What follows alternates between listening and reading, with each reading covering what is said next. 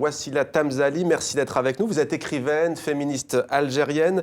Vous êtes à l'initiative de l'événement Les Ateliers Sauvages Concepteurs. Alors depuis plusieurs semaines maintenant, Wassila Tamzali, des artistes travaillent sur le chantier des Ateliers Sauvages. En quoi consiste cette performance, disons-le, inédite, qui se déroule d'ailleurs ce week-end Oui, à l'origine c'est un chantier. C'est un chantier qui est en train de travailler à l'organisation d'ateliers de travail en plein centre-ville. Je viens d'acheter un grand espace que je vais mettre à la disposition d'un certain nombre d'artistes pour exécuter des œuvres de grande taille, disons, puisque chez eux, ils n'ont pas les lieux pour travailler.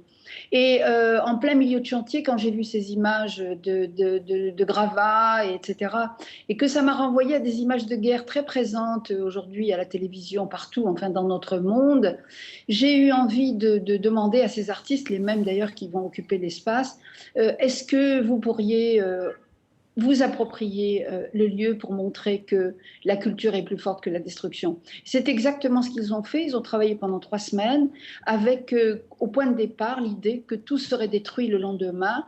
Enfin, détruit. L'art n'est jamais détruit, sinon il se régénère, mais détruire les traces matérielles de leurs œuvres qui ont été faites à partir des gravats sur les murs, etc., qui vont aujourd'hui être, demain, qui vont être rendus aux travaux.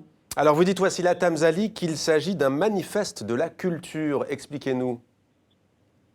Oui, parce que ce sont cinq artistes algériens qui sont, disons, plutôt jeunes, mais que je ne voudrais pas appeler jeunes artistes parce qu'ils ont une grande maturité et ils sont en plein leur maturité de travail, qui ont une conception de l'art, c'est-à-dire l'art doit être engagé dans les grands problèmes de société. Et d'ailleurs, toutes les œuvres qu'ils nous ont montrées sont des œuvres qui ont su mener dans une forme esthétique accomplie et moderne, disons, des problèmes de notre société qui touchent à la question, par exemple, du sacrifice, la question du mariage, la question des fresques sociales et aussi des œuvres qui nous conduisent vers des questions beaucoup plus disons,